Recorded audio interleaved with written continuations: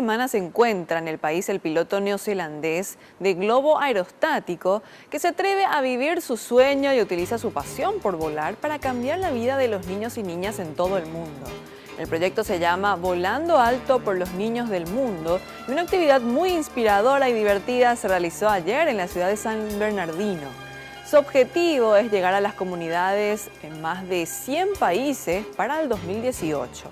Iluminar y fomentar la discusión de los derechos de los niños en todo el mundo es la consigna.